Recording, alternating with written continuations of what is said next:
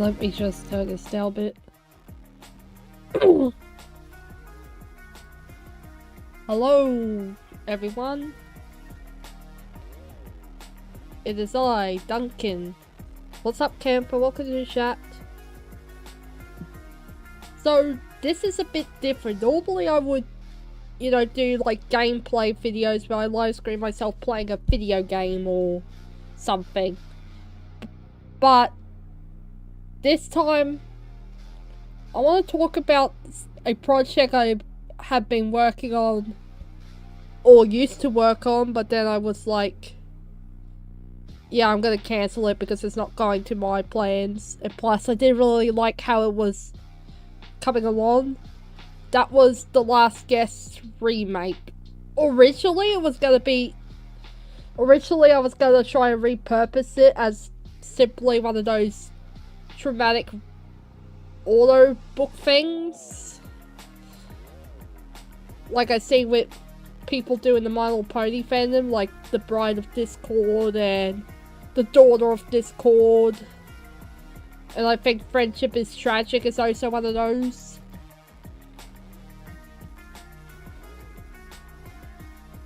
But like I said, things did not went to according to plan, and I ended up cancelling that too because the person who was working on the auto book, I don't want to name names because I don't want him to get harassed, or, you know, by fans who are probably children that shouldn't really be on my channel, poking and prodding him saying, where the hell is the audio book? Why haven't you worked on the audio book? Oh my god, it's your fault that Duncan cancelled this and that, blah blah blah blah blah blah blah. Which, not okay. That's never okay. Don't harass anyone.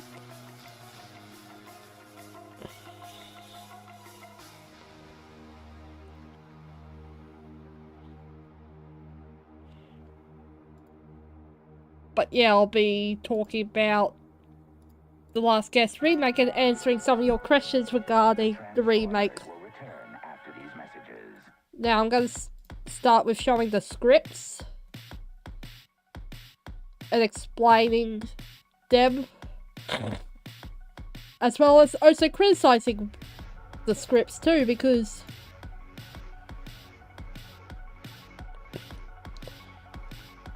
I got a lot to criticize. Okay, this is the first script I made. Which took me ages to finish.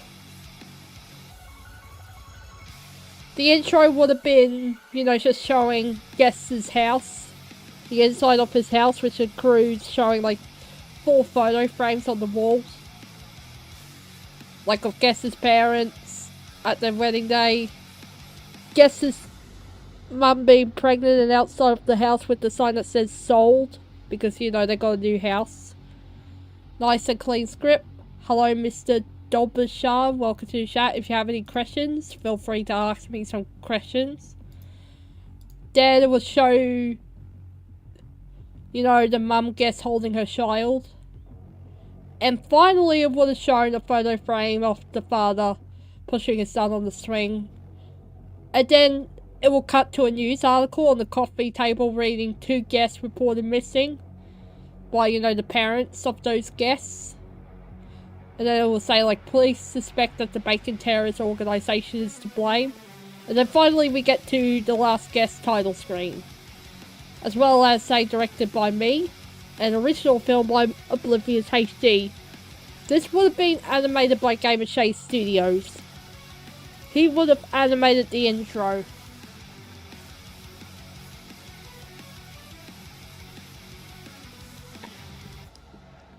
Then scene 1 will show the kids, you know, show Guest and his parents heading to the park. Because the plan was the father decided to take his child to the park because it was going to be their last day in the town, and he wants them, you know, to spend time because they're planning on moving. But of course they never get the chance to move because, as you can already guess, a bacon hair ends up killing the father and mum. And who is that bacon hair, you may ask? Well, let me bring up the picture because you'll be surprised. I just need to find it. Hang on, guys.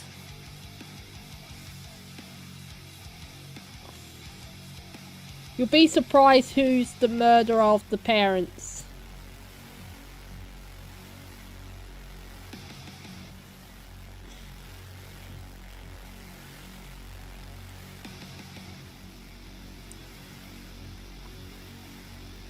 The bacon kernel.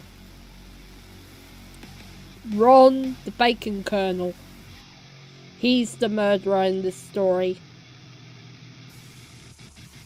Because, yeah, that's right. Originally, this man was gonna murder them.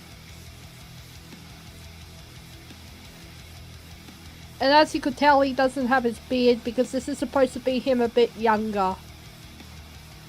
And he wouldn't wear a bandana. Of course, not this bandana. This is an old image. This is like a concept image to give the animators an idea of how I want the scene to be.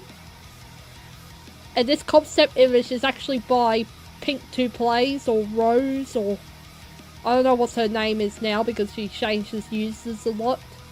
So shout out to her for making his design. I mean, making this concept. I'm the one who designed him. But the eye patch. Originally, he was not going to have an eye patch. But I really want him to have an eye patch. You know, he looks like the governor from the Walking Dead comics. Hell yeah, he does kind of look like the governor.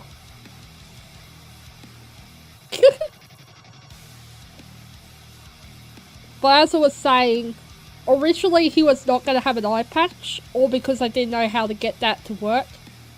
But thankfully Lord was willing to help. That was before, you know, Lord, you know, did all that awful shit. I haven't forgotten that you abused your ex-girlfriend and cheated on her for someone who was part of the Husband Hotel fandom, Lord. Yeah, I do watch The Walking Dead. I also remember Sesame Street doing a parody of The Walking Dead called The Walking Gingerbread. God, those gingerbread man puppets were fucking scary, but anyhow. So yeah, this is what the Colonel would look like in the series. Well, except for the black bandana. He had a different, because that was changed to a different bandana. Also, he had a name in the series. His name is Azrael, I think. Azrael, I think that's how you pronounce it, which is literally the god of death's name. But anyways. Okay, so Gabriel, which is the name of the last guest, I decided to give him a name, talks about, you know, his friends who went missing, which were Millie and Shaq. And then we cut to them, you know, playing at the playground. Gabriel and his parents are at the park. The scene was showing a compilation of them playing and stuff. And, you know, the parents are setting up their picnic. You know, putting the paper plates on the table and stuff and sandwiches. And they wave at their son, basically telling him to come down from the slide.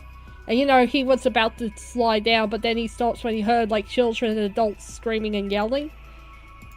And he would look up, and that's when he noticed... No, not Azrael. Not Azrael, not fucking... Hang on, let me see if I could find the name, actually. Let me just go to be right back. God of Death name. A. Where is it? No, not Yama.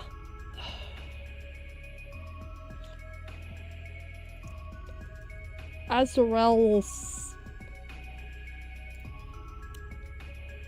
Found it. Oh, I made a mistake. It's Angel of Death, not God of Death. This name. He would have had this name. Azrael. Meanwhile, the Baker General would have been called Shasper, and the reason his name is Shasper is because his son is named after him, but spelled like this. Baker General would have been called Shasper, and he named his son after him. But anyways, let me just look for the image I have of the parents. Mostly of the father, also trying to convince the colonel not to shoot him. I even have a script of how that would have played out. As well as an image of the colonel killing one of his own bacon soldiers, not bacon general, bacon soldiers. Sounds like I was almost about to say bacon genitals. But no, I was gonna say bacon general on accident instead of bacon soldiers. Okay, found it. This one was also made by Pink.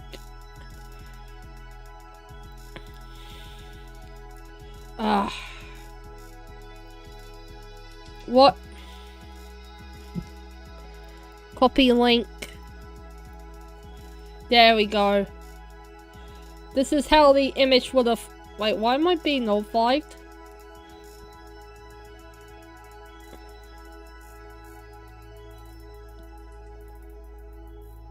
Oh, okay. It's just Marco HD notifying his server. My bad, I thought he was notifying me. But yeah, for this sounds like low-key, for this sounds... Yeah, Angel of Death. His name would have been Azrael, however you pronounce his name. Okay, let me explain why I guess his mum is this colour.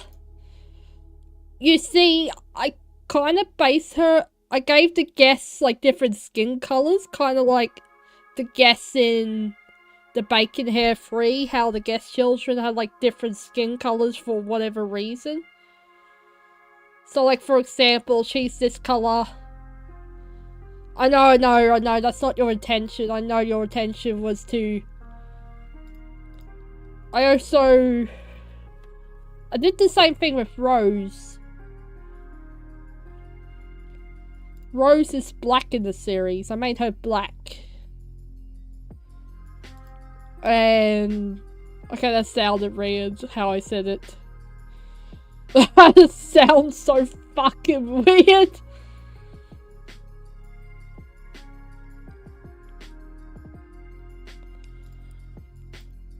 But yeah, I changed. Let me bring up Rose's design. This is what Rose will look like in the series.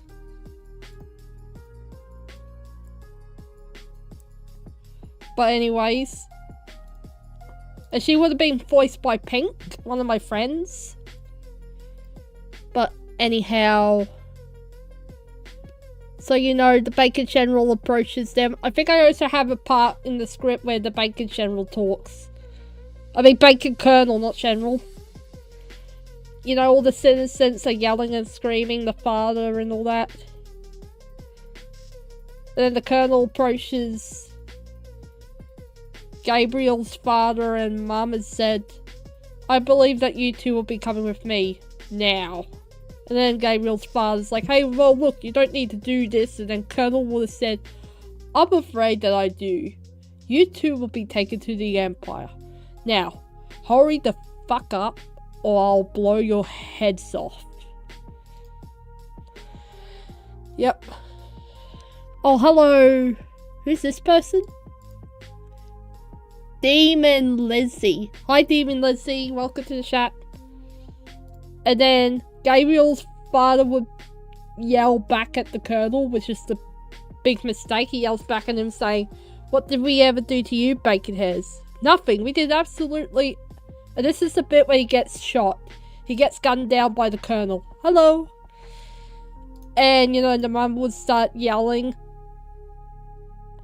Basically, what happened to the mum is she attempts to run to the slide where her son is hiding up the top of the playset. Or slide thing, or whatever it's called. But she never gets the chance to grab her son because she ends up getting shot down.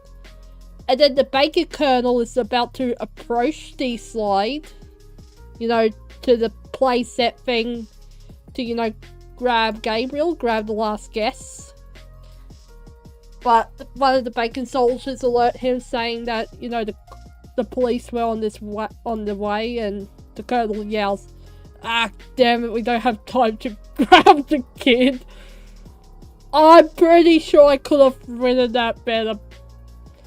I'm sure I should have written it better. But anyhow, once the back again in head, she too. The masked bacon head then looked up at the playground playset and spotted Gabriel, who quickly tried not to be seen, but he had already been spotted. And the colonel was about, like I said, was about to approach, but he heard the police sirens and, you know, he ends up running off. Who's Gabriel and his parents? Gabriel is the last guest and his parents are... I honestly forgot the names I gave his parents. Hope your bacon terror isn't the same as Matt's, because TLC is now poorly aged. Yeah, about that camper. About that camper.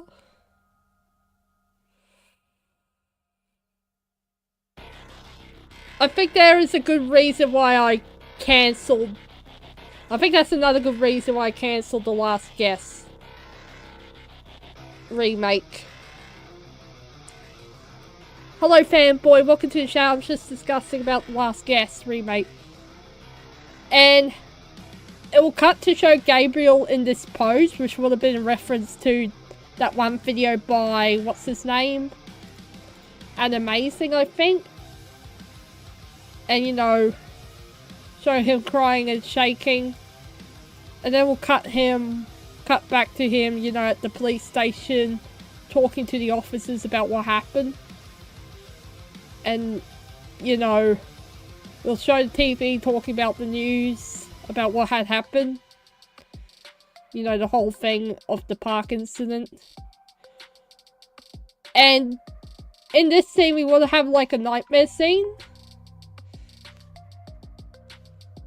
Will Matt have a different hair design? Why President Scared?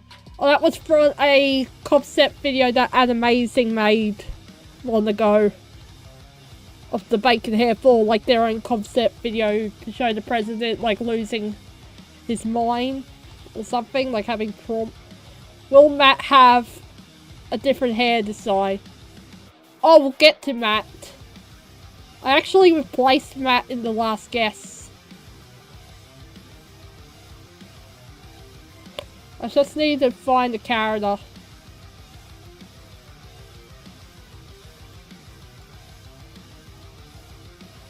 I just need to find his design.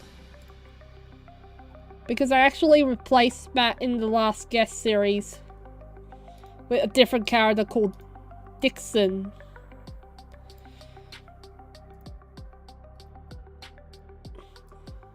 So let me introduce you to Dixon, which is this kid over here, the one with the scar. That's supposed to be like a burn mark on his face. Actually, I'll look for a better image, because that one doesn't look so great. It's too dark.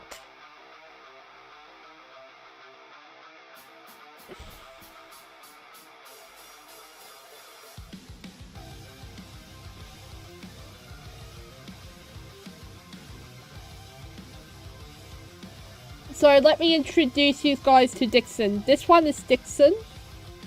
And here's Gabriel with a purple eye. I'll explain to that when I get to the scene. Okay, so I'll explain. He actually has like a backstory, so yeah. Dixon. Originally I was gonna redesign Matt, but then I didn't feel comfortable of redesigning Matt because Matt is Oblivion's HD self-insert and I didn't want to redesign someone's self-insert. So likewise I decided to just replace him with a different character called Dixon. And like glad I did, because like So instead of Dixon, you know, standing up for Guess when he was... Instead of the whole, oh, Guess is being bullied by these kids scene and all that, Dixon is the bully. But then he later became friends with Guess. And this woman, this old woman over here, her name is Miss Cookie. And don't get attached to... Oh no, she's the person who works at the orphanage. This old woman works at the orphanage, and don't get attached to Miss Cookie. Do not get attached to her, because I'll tell you what happens soon. What happened to this poor woman. So anyways, Dixon used to bully Guess for, you know, basically being a Guess, and, you know, shit talks about how he's never gonna get adopted and how the other guests in the orphanage are never gonna be adopted because no one wants to basically adopt a child who will end up being killed or kidnapped or whatever. Because, you know... Yeah, Miss Cookie. I know. Actually, her name is Miss... No, I made a mistake. I think it's Miss Bixit. I might have made a mistake. I think her name was Miss Bixit or something. I don't know. My memory is shit. Forgive me. So anyways... Oh, right. I didn't finish this bit. I'll get back to Dixon later. So in scene 3... there would have been like a flashback sequence that shows, you know, Gabriel and his father fishing at a lake. Obviously a nod to the full Last Guest movie intro. You know, Gabriel is talking to his dad, but when he turns around to look at him, his dad became like a slowly decaying corpse. And then he would start running away, only to be stopped by the same Mark's Baconhead that shot his parents. You know, the Colonel. And then the Colonel stabs his mum in the neck, slitting her throat, and the blood will splatter on Gabriel's face, aka the Last Guest's face. And then he's about to approach him, only for Daisy to wake Guest up from this nightmare. Because unfortunately for him... Yeah, that's actually a coincidence, Camper. That's a coincidence. A coinky dink. But anyhow. You know, Daisy would have woke him up from the nightmare, and unfortunately I do not have an image of the nightmare scene, like how I'm drawing while you're streaming this, lol. Nice. Dale Dixon. Oh, it's gonna get better. Oh, it's gonna get better. I'll tell you about another character I have in this series who is called Dale. Which again, a coincidence. You know, Daisy wakes him up and they start walking towards the stairs to get breakfast, only for a young boy who is older than Gabriel and Daisy shoved Daisy out of the way, and she almost fell down the stairs until Gabriel quickly saves her. And, you know, he glares at the boy yelling at him, but he doesn't give a shit.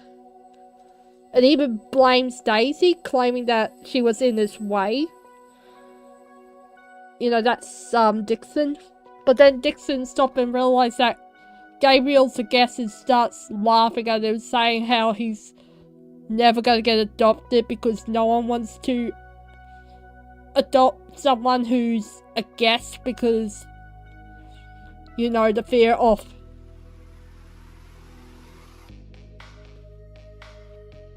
You know, the fear of...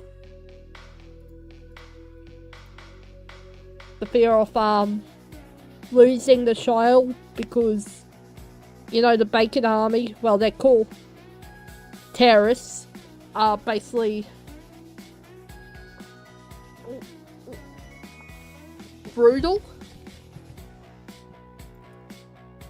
And then Gabriel starts tearing up because of what this dude was saying. And getting reminded of what happened to his parents, he tried to argue back, saying to the boy that he will be adopted. Which of course, Dixon starts back and was like, You know, yeah, but why the other kids in the orphanage haven't been adopted yet? And Daisy is trying to suggest Gabriel to, you know, go downstairs to the dining area for breakfast because, you know, she was worried that a fight was going to break out. And then Gabriel decided to roast Dixon by saying, okay, how comes you're not adopted? It's because of the scar you have on your face. And then he gets punched by Dixon. And then they start like shoving each other, punching each other. And that's when the caretaker, Mix-It or Cookie, I forgot her name, quickly broke up the fight. Yelling at the two kids, you know, scolding at them, telling them to, you know, knock it off, and basically made them go to the nurse's room or office or whatever to get their injuries taken care of. And then we cut to the two boys sitting in the office, you know, just in awkward silence. Until finally Dixon decided to apologize to Gabriel for pushing Daisy and teasing him, and Gabriel decided to apologize back.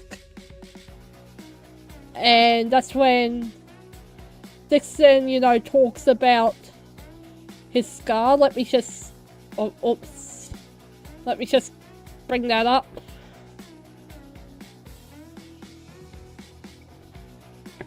Okay, I found it. Basically, Dixon tells his backstory, saying when he was like 5 years old, he used to live in the house with his dad and mum, but his mother used to shout at him.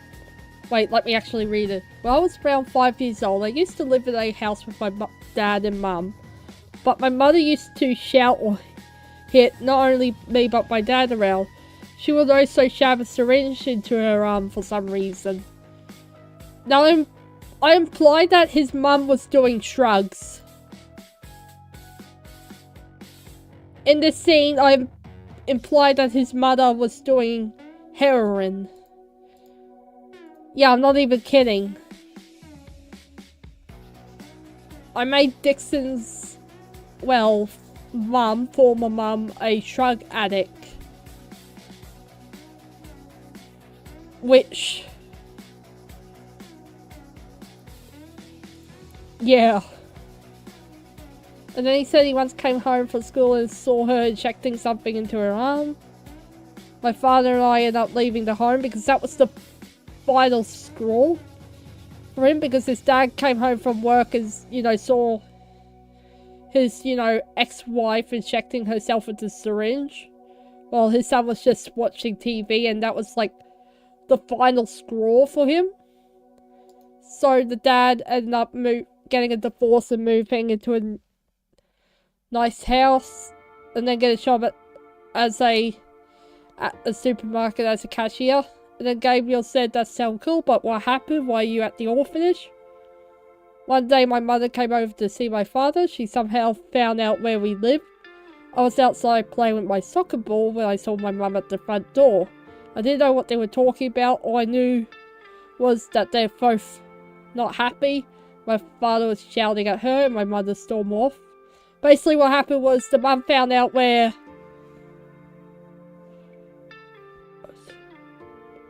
No, they were not high together. Only the mum was. The mum was the one who was high all the time while the father was, you know, trying everything to keep the house afloat. But every time he, you know, makes money, the fucking mum would spend it all on drugs.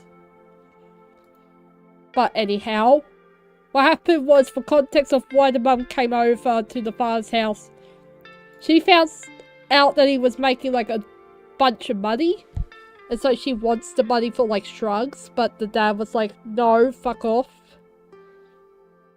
And so she stormed off, which of course Dixon didn't thought anything of it because he thought, whatever. But then one night while he was asleep in bed, he suddenly woke up to yelling, and there he saw a blaze. His house was on fire. So he immediately jumped out of the bed, and his first thought was to find his dad, so he started calling for him. He didn't respond, and then the whole house started getting hotter, and he was having trouble breathing. The last thing he could remember before passing out was seeing someone coming towards him. Then he wakes up in the hospital. Sitting next to his bed was one of his neighbors called Mr. Alfred. He had saved him. He asked the person about the whereabouts of his father. But he told him that his dad basically died. And he didn't have a family because his mother was later taken to prison. Because it turns out that she was the one who started the fire. And I'll explain why. No, that's for Dixon. That is Dixon's backstory. Not Daisy's, that's Dixon's. Which honestly I should have gave Daisy a backstory, to be honest. But I didn't. But anyhow, so the reason the mother was set the house on fire, I think it's because she wanted to try and get insurance money, like life insurance money from her son. But it didn't work out. And she was also hoping to kill the father in the fire, so she could be the one to get the money. Yes, I know, it doesn't make sense. Not gonna lie, I was never happy with The Last Guest remake. Oh, okay. Nah, I didn't write anything for Daisy, unfortunately. I don't think I even plan on making Daisy a backstory. Which is a shame, but eh. So anyways, so the kids...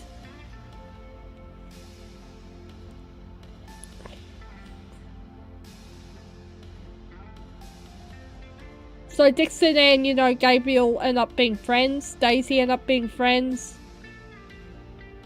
And then, you know, it shows a compilation of them playing together, feeding the ducks. Then it shows them as teenagers.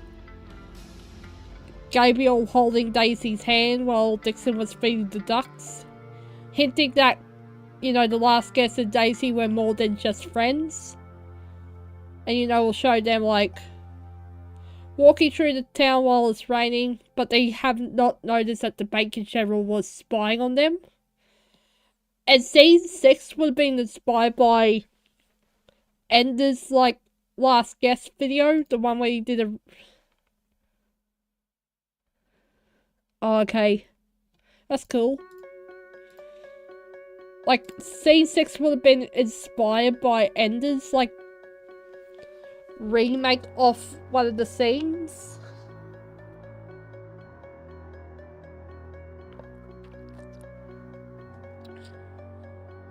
You know, we'll show Dixon walking down the footpath, heading towards the orphanage. But he stopped when he noticed a fan being parked. And who's inside the fan?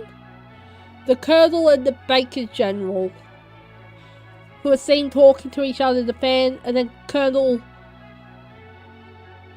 looks straight at Dixon, and he looks straight at Dixon.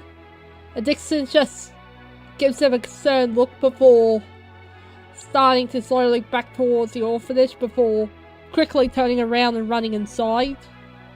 And that's when he runs into Gabriel and Daisy's bedroom to warn them about what's going on.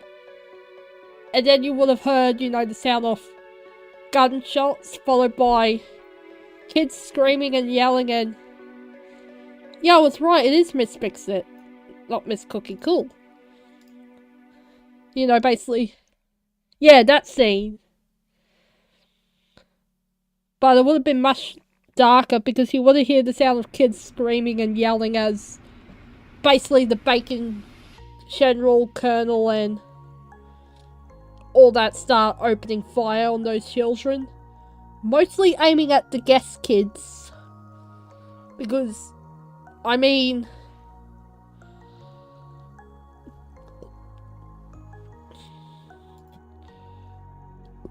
Then Dixon, you know, basically told them that the bacon hairs were here.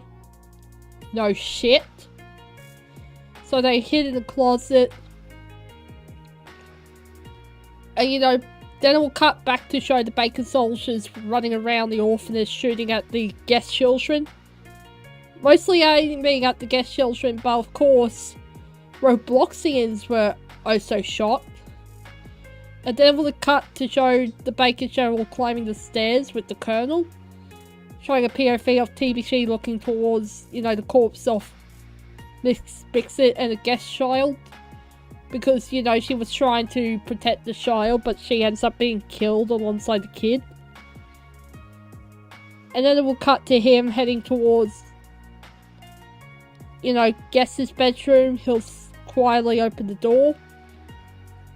You know, Gabriel, well, not yet. I mean, what happened was, then it cuts to show Daisy and Gabriel in the closet. Gabriel was ushering Dixon to quickly get inside, but Dixon was busy putting a chair against the door to, you know, try and buy some time. And just as Dixon closed the closet door, the Baker General was able to kick the door open, causing the chair to topple over. And then he was like slowly looking around. He sees a closet and starts walking towards it. And you know, as Dixon said, here they come. Don't make a sound. It cuts to show like TBC. And then, you know, Dixon and then all that. But when he opens the closet, no surprise, no one was in there. And then he will glance at the other one. And you know, about to investigate, only for him to see the flashing colours of police lights and the sound of sirens. So the Baker General runs out, warning the Colonel, and you know, he alerts the men to hurry up. And as the Baker General was about to exit the front door, he stops and notices a dead bacon hair child lying on the ground because, you know, there was also... Yeah, he was accidentally shooting non-guest children. Because, you know, everyone is panicking, trying to run and hide. And, you know, the bacon soldiers were busy trying to shoot the children guests. The guest children. But they end up accidentally shooting basically bypasses. How they did that by accident, they don't have good aim. But anyhow, then the Baker General realised there was like a child bacon hair on the ground. He gave a sorrowed look before quickly shaking his head and running out of the orphanage. And then the scene will cut to show two female soldiers searching the orphanage for any survivors. Of course, one of the soldiers found guests like bedroom, and they were able to open the closet to find Daisy, Gabriel and Dixon. And, you know, we'll cut to them being taken outside. Some of the children and victims of the shooting were taken to the paramedics, like the ambulances. And then scene 7, we would have basically the same thing as, you know, the Last Guest 1, wedding scene. But what's different is, instead of, you know, Daisy and Gabriel painting the room, Charlotte's room, is Daisy and Gabriel, you know, building a baby crib for Charlotte. And then we'll cut to, you know, Charlotte being born. And then, you know, the baby. And then we cut to toddler Charlotte learning to walk. Child Charlotte playing at the playground with her dad. Finally, them watching TV together. That's when we get a news report about how a barn was burnt to the ground and charred remains of a male bearded guest was found in said barn. Before mentioning that 2 guests who were also living in the house near the barn were reported missing. in case you can't tell,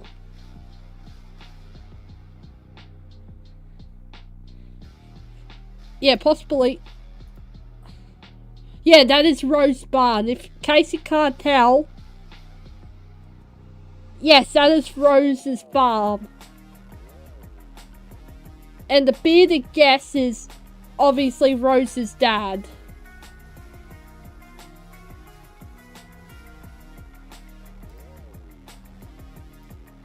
And you know, Daisy turns to her husband, Gabriel, who had just a sad look on his face. He switched the channel to a movie, and then he excused himself to go in his room because he wants to be left alone.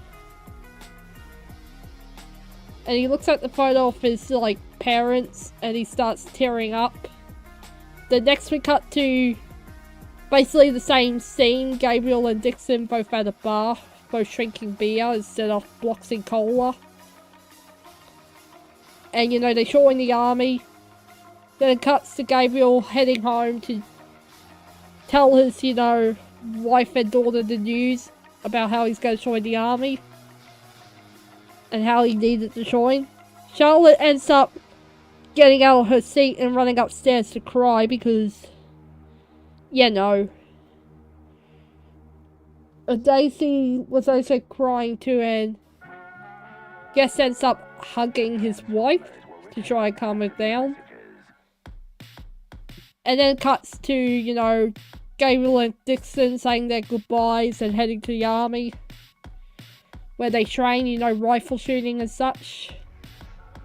Then finally we get to the scene where they're in war. I am an expert. You know, against the Bacon Army. And the Robloxian army soldiers are shooting at the Bacon terrorists. An old World War II plane drops a bomb. And if you're wondering how these fucking Bacon terrorists got a bloody World War plane, they stole it from the museum and had engineers get it to work. I'm not even kidding. I'm not even kidding, guys. I know it was pretty crazy when I was making this.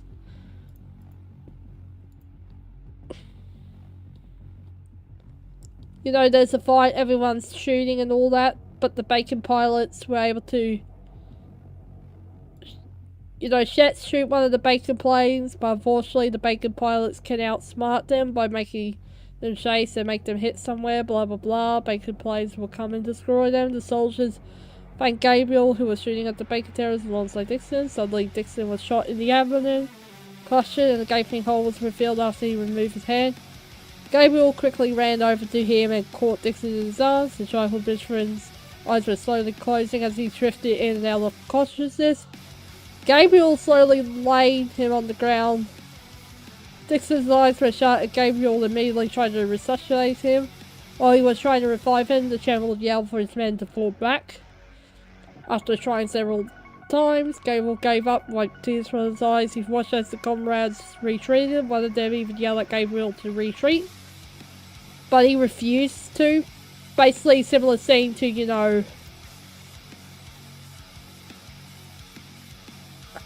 no, not actual bombs. They stole a World War plane, and they basically fixed it up to, you know, work, and then they just, you know, add their own bombs and stuff.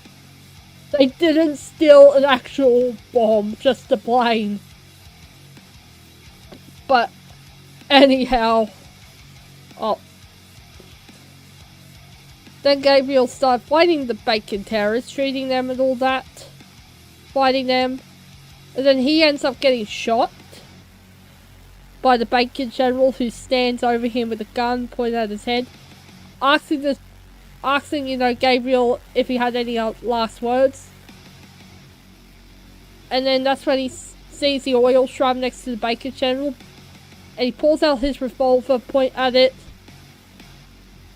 and then the screen would fade to black and you would hear the sound of gunshot and explosion. And basically the last scene is similar to, you know, the ending of The Last Guest first movie. But yeah, that was The Last Guest 1. Last Guest Remake 1. And now let me show you some pictures.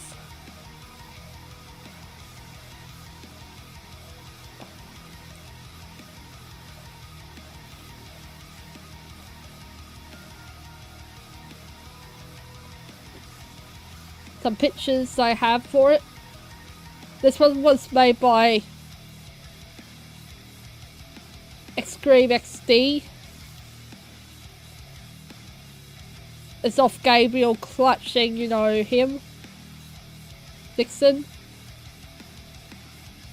And here's the design of the bacon terrorists.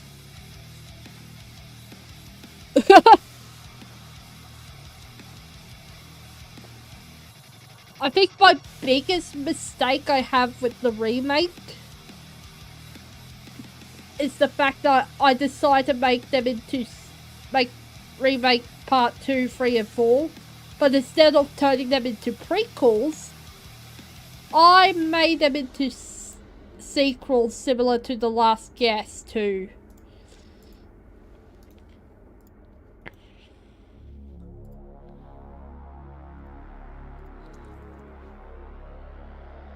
That was one of my big mistakes. Thank you.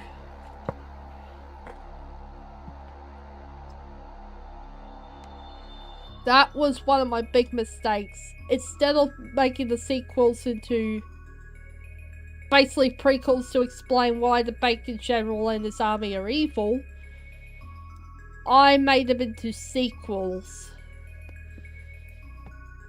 Which again, worst mistake ever.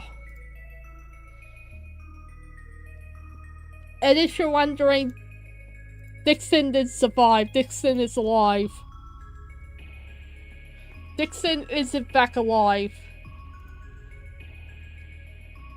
Oh no, no, God, no, Camper, no. Astrals don't exist.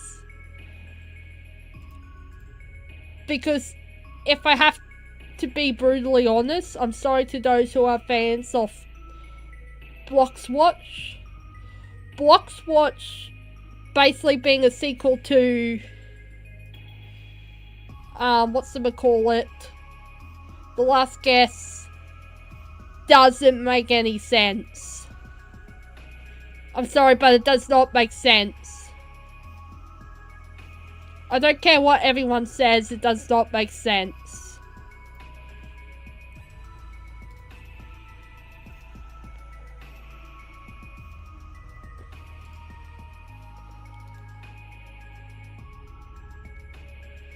Oh, and here's Charlotte's design. Charlotte's redesign. I tried to make her look more Geth.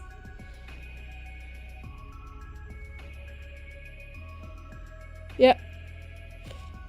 You know, Bacon Shell said that no one shoots him, he's mine. Well, I guess. Yep. This is Charlotte's redesign. I tried to make her more Geth. Like, she has, like, purplish, brownish hair, similar to her mum. Her mum has brown hair. She has little freckles on her face. This is her as a kid. Thank you. She does. Now let's get to The Last Guest 2. I don't like The Last Guest 2 remake because I made a lot of mistakes in that alongside 3 and 4. So The Last Guest... Wait, is this The Last Guest 2 remake? No, that's The Last Guest 1 remake. Last Guest 2 remake. Hang on, I'll be right back.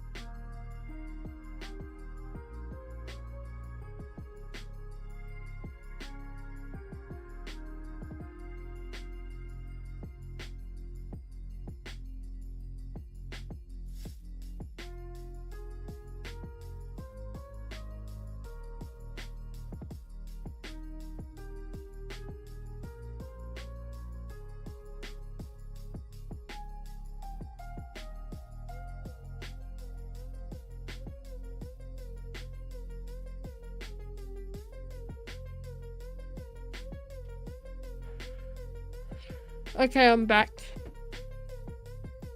Sorry about that, I have to use the toilet. Question. Question, is the remake connected to the bacon hair or is it completely original? No, the remake is not connected to the bacon hair. It's just like The Last Guest. Just like The Last Guest, the remake is not connected to the bacon hair. Oh, okay, I'll bring up the photo of her for ya. This is what Charlotte looks like in the remake.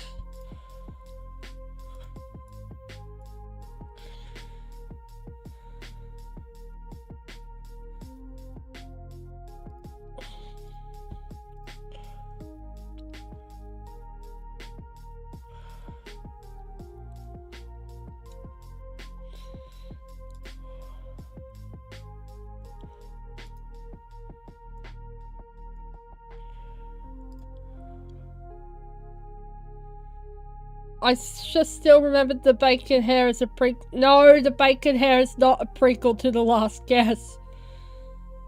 For crying out loud. For some reason, a lot of people thought the bacon hair is a prequel to The Last Guest. Yo, can you show your drawing in the community post? But anyways, as I was saying, so The Last Guest 2 remake would have begun with, you know, showing the inside of a house. You know, shows two family portraits before cutting to show a young woman, that being Hazel, stirring something in a pot. And then shows a fridge attached, with a drawing attached to it, similar to this one. Then the camera shows a little boy walking downstairs and heading towards the kitchen, that being Shez. And he heads to the baker general, who was busy shopping some vegetables on the shopping board. And basically Shez asks him if he could go outside to play instead. But the bacon general tells Shez no, he has to train. And then they get into an argument, both him and the bacon general. They both get into an argument, and then Hazel, the bacon general's wife, being the lovely woman she is, tries to defuse the situation, you know, saying, hey, maybe you should let him play because, you know, he's been training almost every day. But, of course, he argued back saying no, he has to train. And, you know, they keep arguing until finally the bacon general naps at his son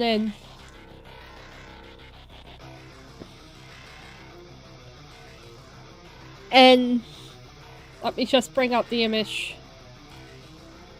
The bacon general ends up snapping at his son and cutting his cheek with the knife, which of course leaves a different looking scar, leaves him with this scar.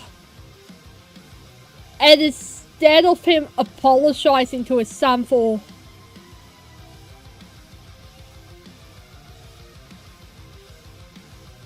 what happened was he changed his mind. Matt changed his mind, I guess. I don't know. But what happened was the bacon generals cut his son with the knife because, you know, he was getting frustrated with Shez because Shez would not back down when he told him, no, you have to train. How do I know that? Because one of Matt's animators told me it's not a sequel. I mean, not a prequel or sequel, but however.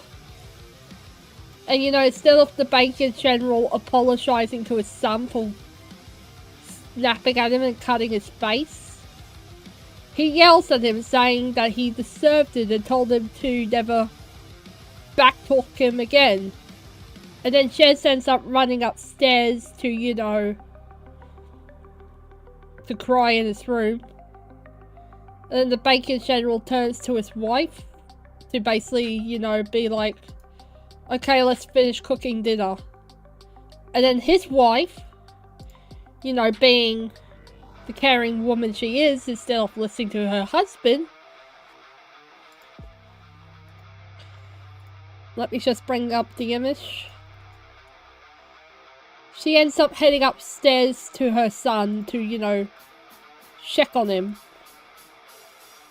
And, you know, the baker general, yeah, it's in a different universe. But let's not talk about the baker here, let's talk about The Last Guest Remake, thanks. Because we're going off topic. You know, the baker general yells at his wife, telling her to get back, to come back downstairs. And she would have turned to look at him, like, angrily, you know, glaring at her husband before climbing back the stairs. And then we'll cut to the baker general looking at the bloody knife before finally cleaning it in the sink.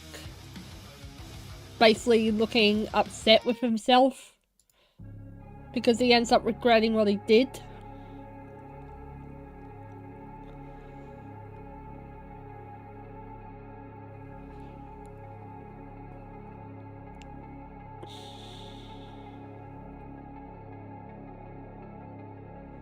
And then we cut to Shez training in the backyard. And he has a bandage covering his slash on his face. And then, you know, cuts to Hazel tucking her son into bed, trying to comfort him. And then it shows Shez training in the backyard before school. And the baker general was trying to praise his son for training, but Shez ignored him because he was still upset about the cut he received on his face. And then we cut to Shez leaving his school. Now, I should actually...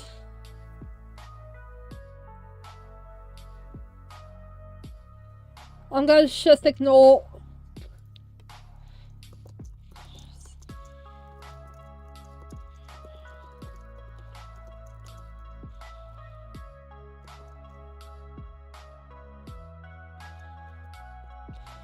Anyways, as I was saying,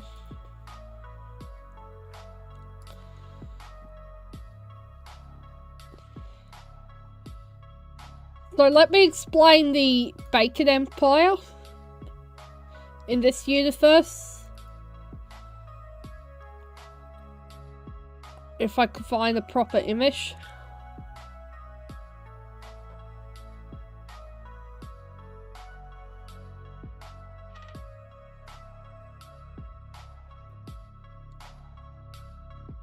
The Bacon Empire. Here's an image concept sketch I made of the Bacon Empire. You see, the Bacon Empire is surrounded by a brick walls. You know, to prevent anyone to see what they'd be doing, because this is basically their community. They call themselves a community. We have the entry, guest games arena, the tunnels, the forest where Shez and Sarah was playing in, the prison camp, the gates, 2 watchtowers, the school, the training hall, Medi Bay, the houses where the Bacon soldiers live.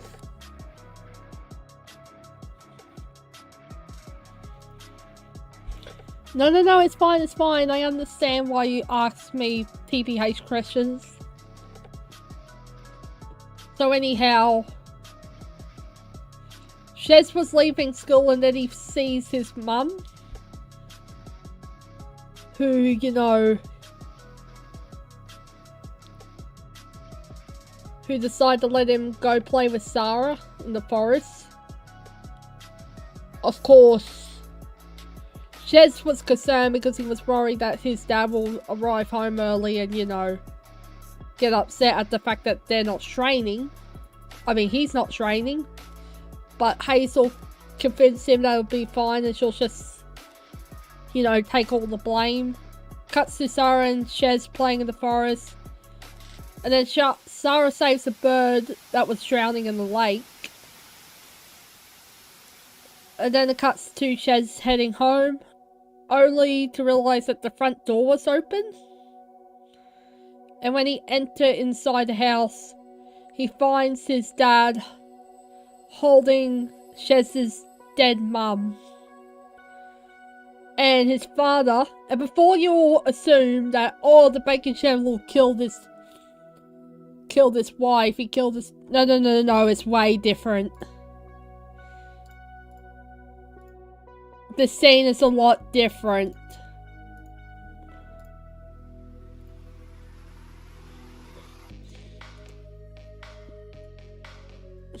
He didn't kill his wife.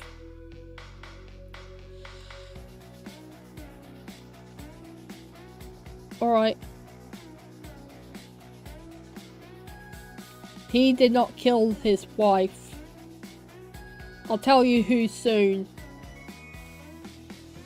Then it cuts to Shez waking up from his nightmare.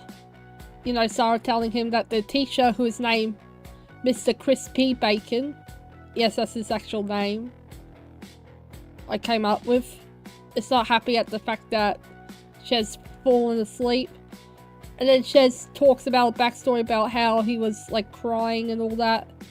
And then the Colonel walks in, having a stab wound on his arm because according to the Colonel, this is his story. This is supposed to be young Colonel, that's why he looks a bit different. His backstory is apparently he caught a guest trying to escape the house, so he tries to stop the guest, but the guest stabbed him in the arm. And then Sarah's like, you sure it was a guess? Which of course Shez is like, bruv, it is a guess. And then the bacon teacher's yelling at Shez and the students start laughing at Shez for falling asleep. Basically telling him, you know, you're not meant to be asleep in my classroom. He begins to talking about basically the backstory of the bacon hairs, claiming that guests wanted them removed, explaining how the bacon hairs were accused of being criminals and murderers, saying how stores would refuse to sell them things. Police would arrest them for either no reason or for the smallest of reasons. And worse, bacon hairs will either get attacked unprovoked or killed. He then explains how the bacon hairs now have to live in isolation, forced to move away from Robloxia City. And then the teacher introduced the bacon general who walks in, basically leaves the male students to the gym while the female students stay behind to train to be doctors and nurses. Yes, the Empire is sexist. And we cut to the bacon general training the students to fight. Which honestly, this is another mistake. I should have had them trained to use guns instead of just fighting. Shez ends up winning. And the bacon general walks over to congratulate him. But also congratulated the injured kids, saying, you know, you did well too. You did try your best, but it's Shez who won and he gets to watch the guest games with me. And he then told Shez to go get Sarah and her father to, you know, look after the injured students. The scene fades to show the bacon doctor packing a basket with food while Sarah was putting some medicine into a satchel. The doctor, meanwhile, was talking to his daughter, telling Sarah that the food should be enough to last the captured guests another week. Sarah then mentioned that she had also packed some medicine. And then the doctor, basically, when he heard that Sarah had said that, you know, Shez doesn't believe her, the bacon doctor starts talking about his own side of the story about the whole Colonel being stabbed incident thing. In the flashback, it shows the Colonel sitting on one of the hospital beds while holding his stabbed arm. The baker doctor is seen getting the bandages out from the cupboards before walking towards him. And then, you know, grabbing a stool to stand on it, because, you know, the colonel is really tall in this. But as the baker doctor was about to wrap his arm up, he realized that the stab wound was not caused by, you know, someone stabbing into him. Rather, was self-inflicted. Yes, you heard that right. You heard that right.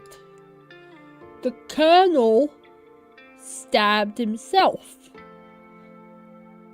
The colonel stabbed himself with the knife. Because... Welcome back. Because if you couldn't tell,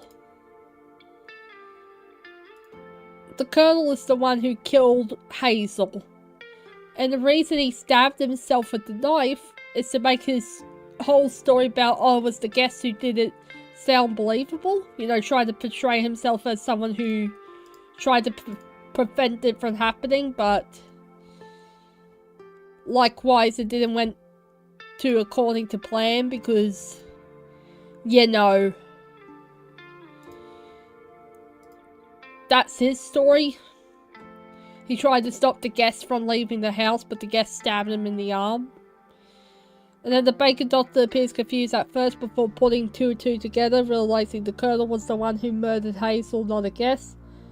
Then the scene fades back to present day. Basically the baker doctor telling Sarah that, you know, he's tried to tell the baker general, but he refused to believe him.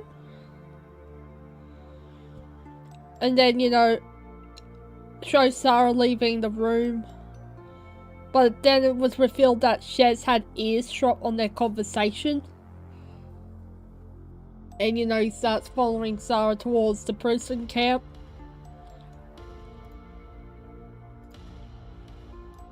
And we get shown the prison camp, showing the guests hard at work. One guest ends up passing out from the sun.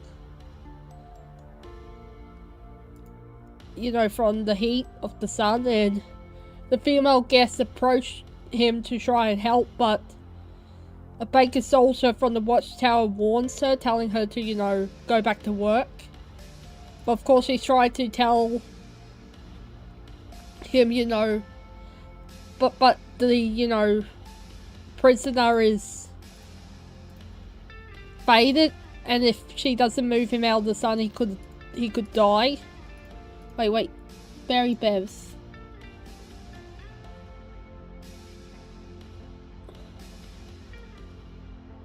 But of course,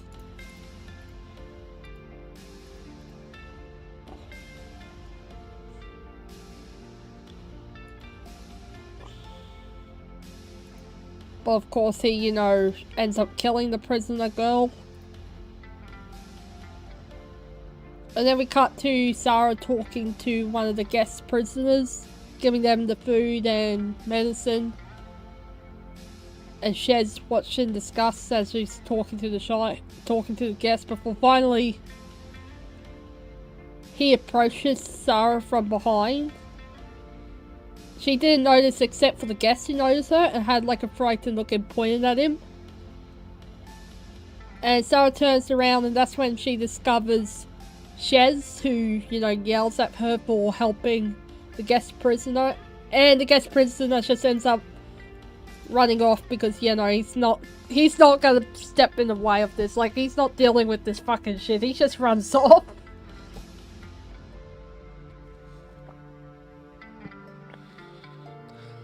So, there was like, I had like a lot of ideas of how the scene would have played out. But I ended up scrapping those ideas because I didn't feel like it would have worked. Let me see if I could find this, because I even made like a concept image of how it would have gone out, this scene. But then I later, you know, changed my mind because I was like, yeah, no, I don't want that to happen. Let's see if I could find it.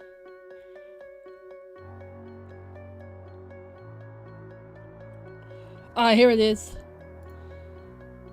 So originally I had this other scene idea for Sarah and Shez. Wait, is the chat not working?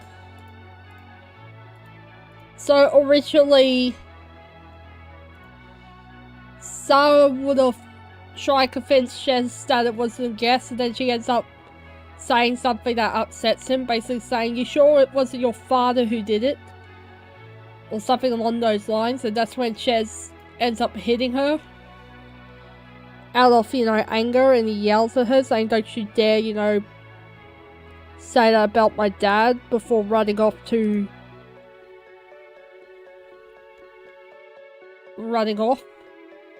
But like I said, this scene was scrapped because, I didn't feel like it would have fit well. Let me just check something, because I think the chat is glitching.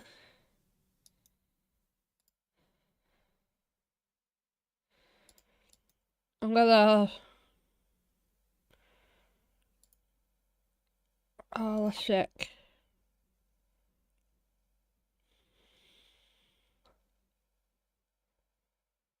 Let's see. No, the chat isn't glitching. That's weird.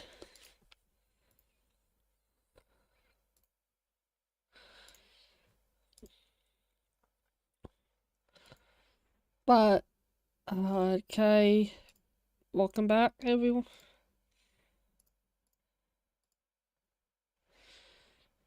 So anyways, we then cut to show the Colonel in his office, not open office, opening his desk drawer to pull out a USB after moving some papers out of the way, revealing a knife which was rusted and covered in dried blood.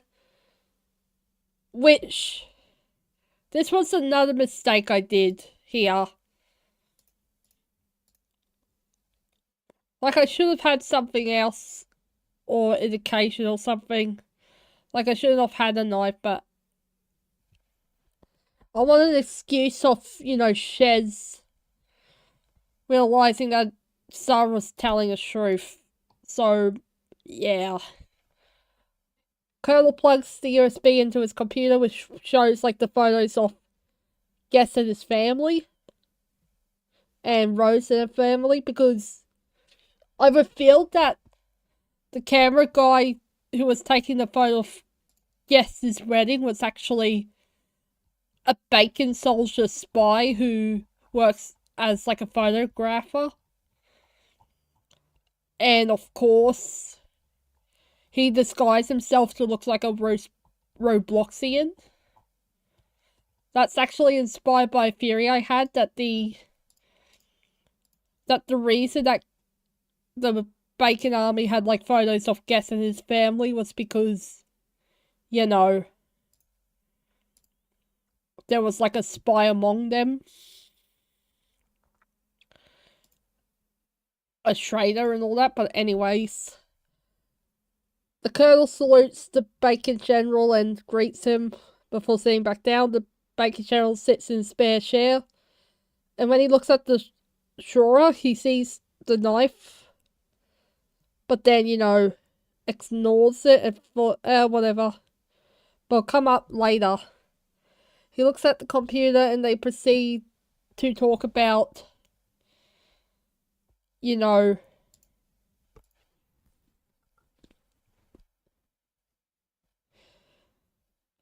Colonel. I mean, not the Colonel, the Guess. He talks about Gabriel and his family. He used his guest number tag being 1337 because they give guests numbers.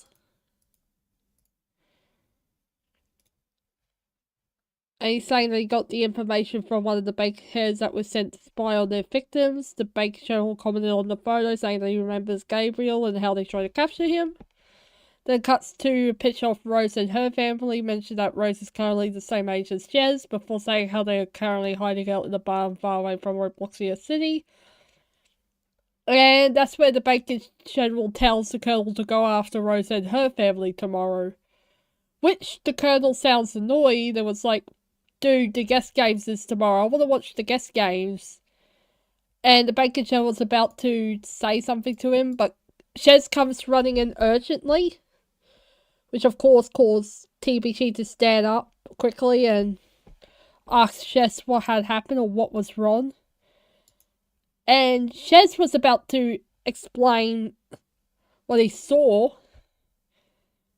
at the prison camp, but then he stopped and realized, wait, that's a knife? That's the knife that was used to kill my mum. And then realized that, oh shit, Rose was right. But then he was, like, snapped out of it because, you know, TBC was like, Shez, are you okay? And then Shez quickly was like, oh, the guest games is tomorrow, right? I'm looking forward to it. And of course, the banker general had an annoyed look on his face and basically scolded Shez for wasting their time. Which, of course, Shez apologized and he starts, like, slowly stepping out of the room, like, stepping back, before claiming that he needs to go back to class to get his backpack. Banker general nodded and tell him that he'll lead him back home. And then Shez starts running towards the medical bay.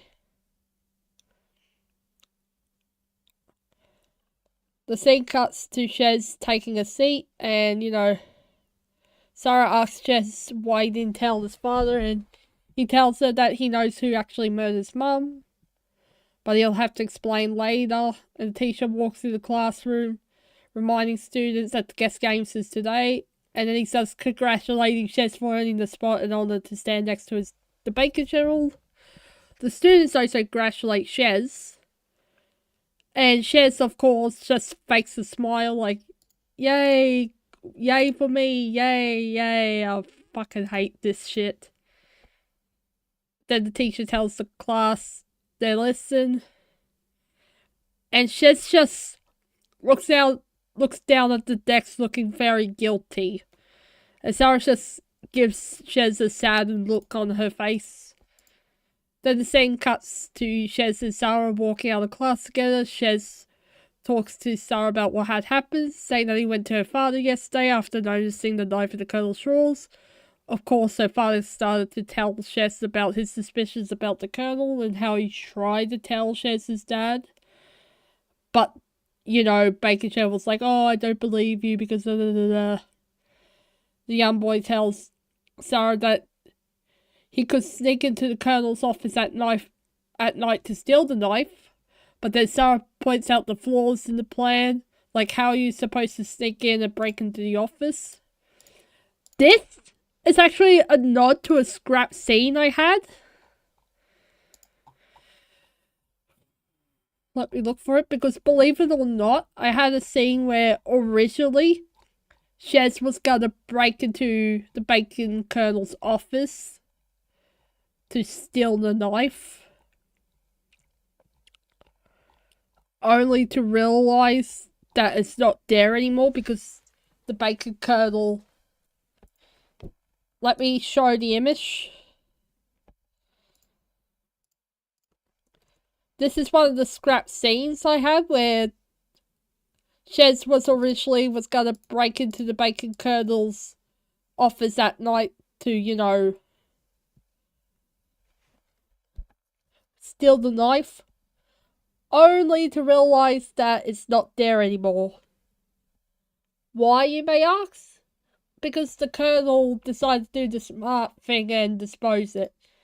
And we would have had a scene where the colonel enters the office and basically told him, oh, I got rid of the knife, and threatens him and all that, saying it would have been easy to kill you here, but yeah, no, I'm not gonna do it.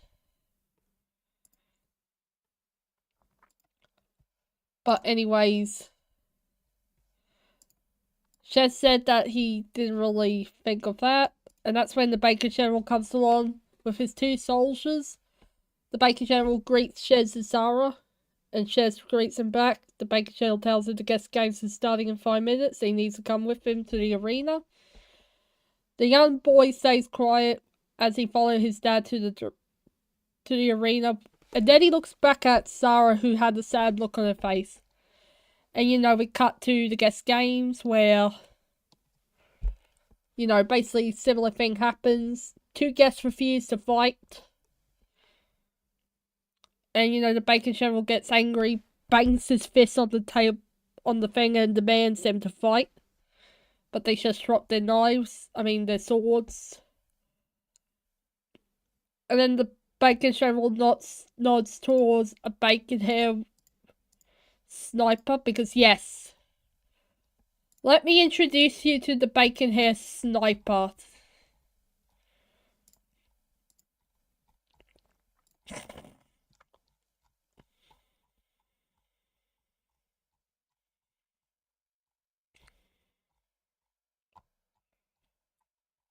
If I could find a good image of him.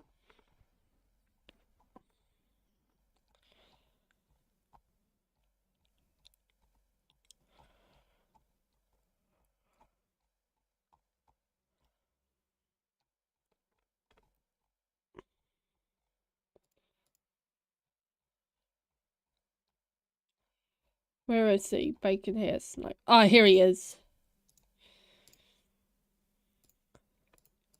This is the bacon hair sniper. His name is Dale. Originally, his name was Duncan, but people kept calling him a self-insert, even though we don't look similar.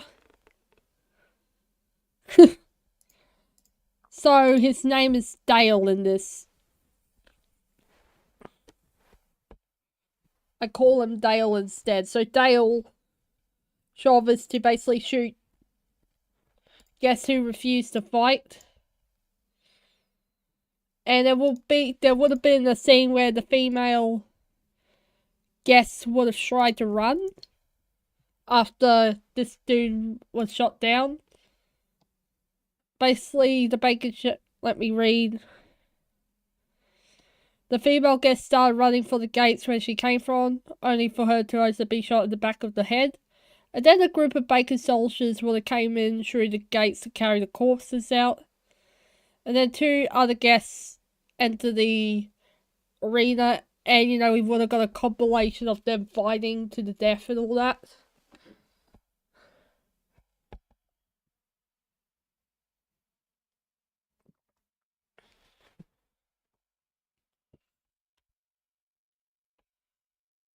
And then we basically would have cut to a scene similar to, you know, The Last Guest 2, where, you know, Shez is talking to Sarah. And then they decide to deliver supplies to Rose, who calls herself Guest 555. Sarah greets her, and then Rose explains that they used how guests used to have names, but the bacon soldiers just give them tags and all that. Shez asks Rose if she remembers her name, which she was able to, saying that her name was Rose.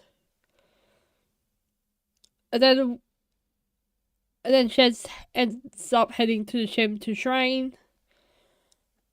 And then he asks Sarah if she would like to train, but of course Sarah's like, you do know I'm a acorn hair, right? And we're not allowed to train at the gym, right? And he's like, no, it'll be fine. It'll be fine. So they train together. He teaches her how to fight so she could defend herself just in case something ever happens. Then the next scene will show Shez sitting at the dinner table, but he's not eating his food. He just looks at his father with a hateful glare, and then the bacon general gets annoyed and, you know,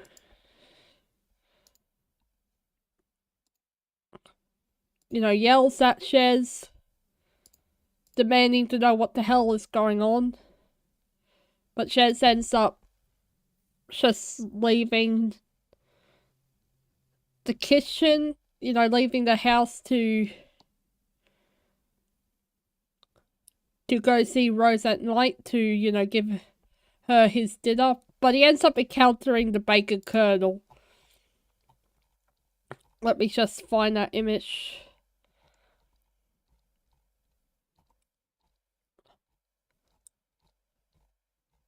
And the bacon colonel basically asks Jess what the hell he's doing outside, and he's like, oh, I just want to eat my food outside. But of course, the Colonel doesn't believe him. Let me just look for the image.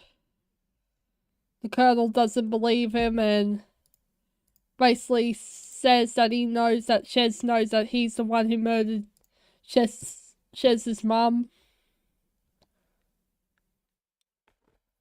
And of course, Shez gets angry at him. And then the Colonel starts laughing at Shez. And then mockingly says it would be so easy to kill Shez in the forest. And, you know, cover it up with a lie saying that Shez was murdered by a guest or some bullshit. But he decided not to do it. Instead, he tells Shez to basically head home or else. And then we would have cut to show the Colonel approaching the prison camp. But yeah, I think I'm going to stop talking about the remake here. I might talk about it more tomorrow or whenever I live stream again. So yeah.